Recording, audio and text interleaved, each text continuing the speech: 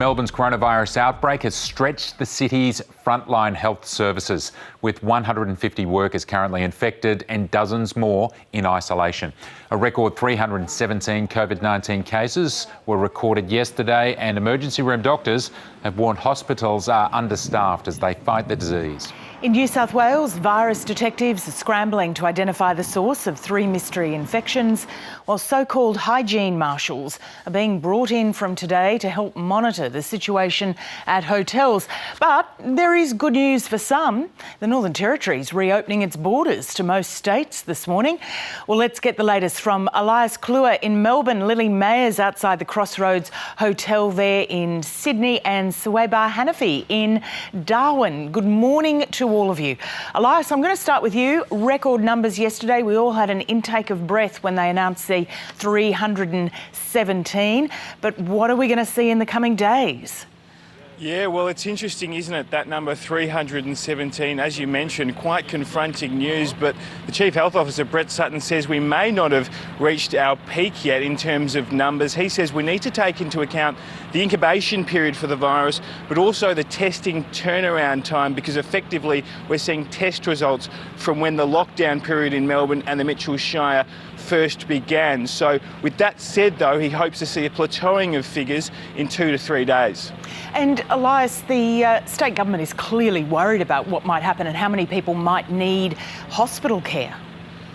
That's right. Well, we're standing outside the old Peter McCallum Centre here in East Melbourne, and 80 beds have been recommissioned at a cost of $30 million. We might see patients needing intensive care here within the next couple of weeks. The government says it's doing everything to beef up its health system. It's also reduced capacity of elective surgeries in public hospitals by 50%, and it's paused Category 3 elective surgeries altogether. Now, there's currently over 100 people in hospital, but the government expects that to increase significantly over the next few months. And as you mentioned, significant concerns around frontline workers, 150 active cases amongst hospital workers and healthcare workers, over 30 in the last couple of days, and also concerns around aged care facilities, 28 separate clusters across Melbourne. And we're going to be speaking to one of those emergency doctors very shortly about what it is like heading into work every day at the moment. Lily, you're there in Sydney. I can probably take a stab in the dark, but tell us a little bit more about what these hygiene marshals are actually going to do. Yes, well, as you can assume from the name, they're monitoring hygiene, but also social distancing and the cleaning of tables and menus and other shared utensils like salt and pepper and things like that. The other new rules which are being introduced today are limits on group numbers for bookings down to 10 from 20, a limit of 300 people at any one time in a venue, and everyone that enters the pub will need to register their details with the hotel in case there's an outbreak, so contact tracers have an easier time. There will be tough penalties if any hotels are found to breach these rules, and the government has said there will be covert and random checks on venues to ensure that they're complying with the new rules. Do they think they've got a handle on the numbers from the Crossroads Hotel, or are they expecting more positives? Well, we're hoping to have a bit more clarity around the outbreak today. Yesterday we heard that the cluster is currently at around 40, with 4 new cases linked to the cluster yesterday, but 3 are under investigation, and 2 of those were found in Sydney's southwest, so they could be connected, and the 3rd was from Wollongong. So contact tracers are still trying to work out where the common source is for those 3 cases, and we'll learn later this morning if any other infections have been recorded that could be linked to this hotel. All right. And Suwaiba, you're there in the NT. I could hear the sounds of grey nomads revving their engines from here. Has there been any movement yet with the borders opening? Good morning, Lisa. Yes, we've spoken to roadhouses, and they yesterday said business was booming with people like grey nomads, people with caravans who are eager to cross the Northern Territory border from midnight. For those people, it will mean that they no longer have to isolate when they enter the territory unless they're from a coronavirus hotspot, which is Melbourne, Victoria, and of course Sydney. Basically, this is been a long time coming for the Northern Territory. Our borders have been closed since around May. So we have a large workforce in the Northern Territory who are actually people from other states. And this has caused a lot of separation and anxiety for people who have not been able to reconnect with their families. So from midnight yesterday, people coming into the Northern Territory will no longer have to isolate for 2 weeks. And we've seen on especially the Queensland-New South Wales border a lot of hold-ups and delays. Certainly New South Wales-Victoria border, similar things. What are they expecting for the Northern Territory borders?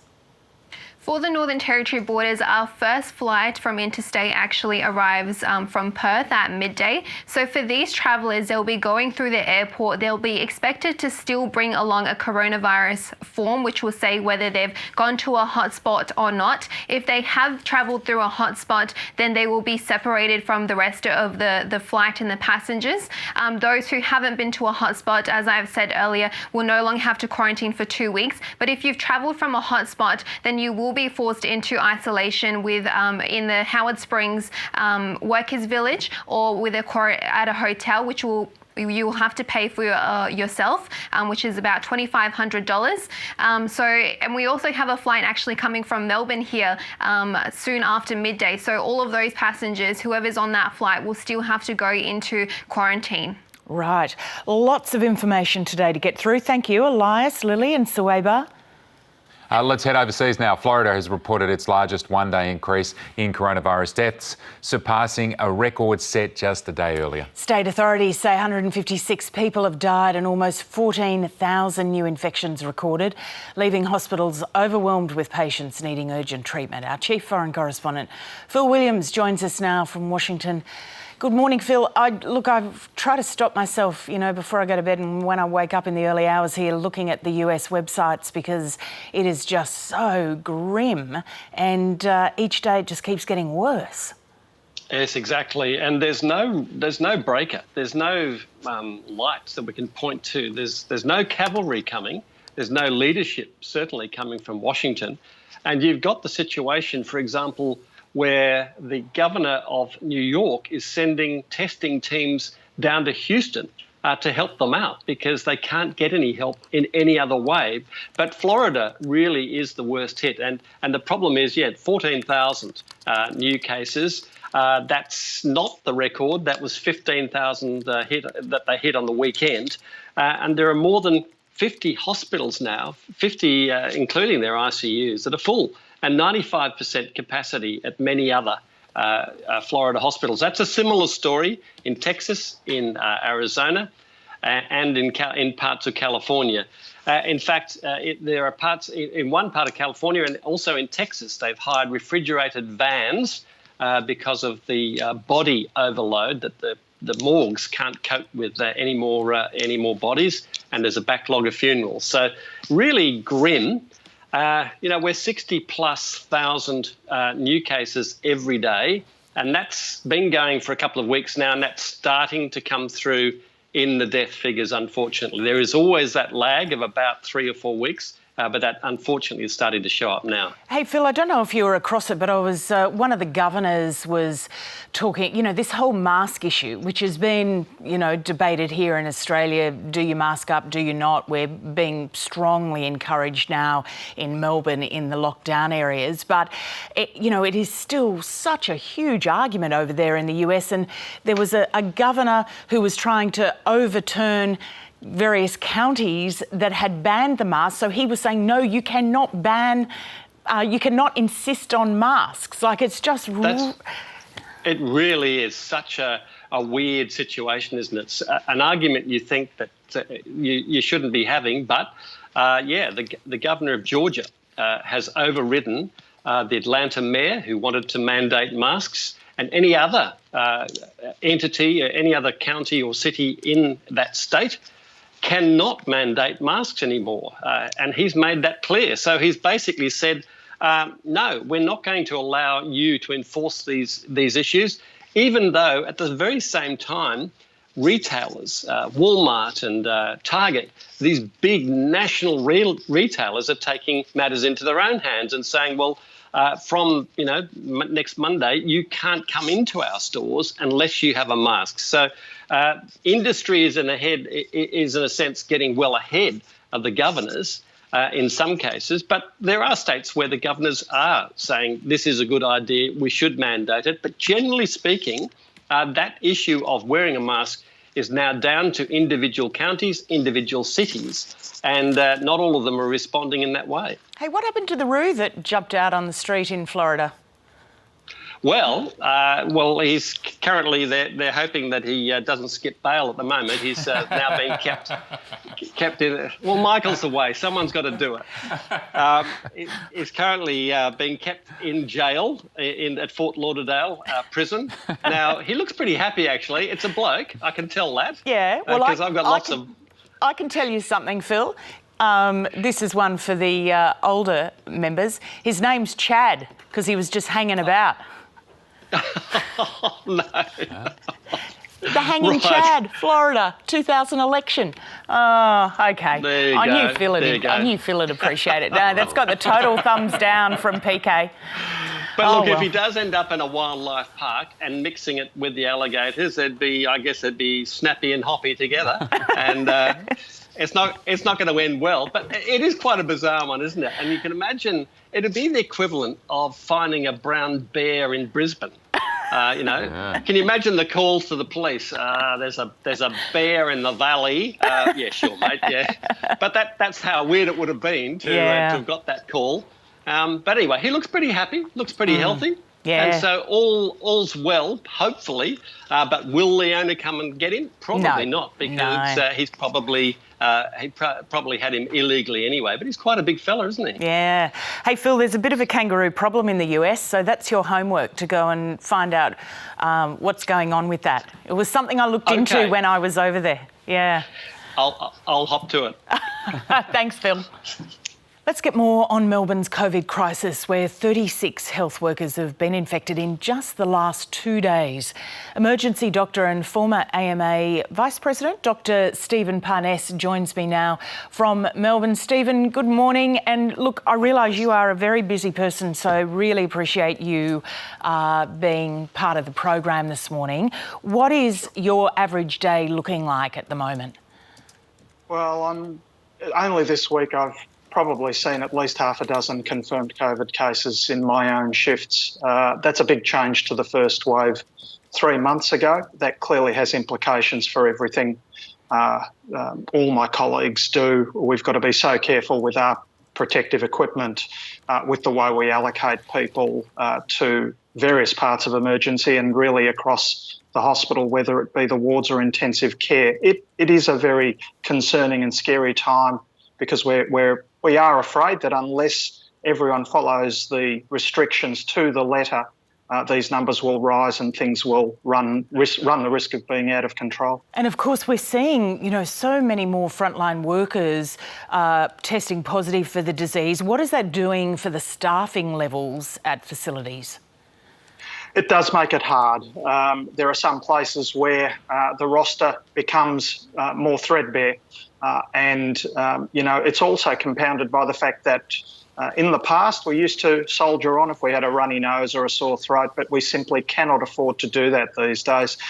If that happens, we've got to get a swab, stay at home until we get the result. And so the implications for service provision are difficult, and everyone has to scramble to try and make sure that we can fill some of those gaps. Is there anxiety amongst staff workers, given how many people have tested positive? It's clearly, a very infectious disease. Is there anxiety that you go into work and, you may be positive?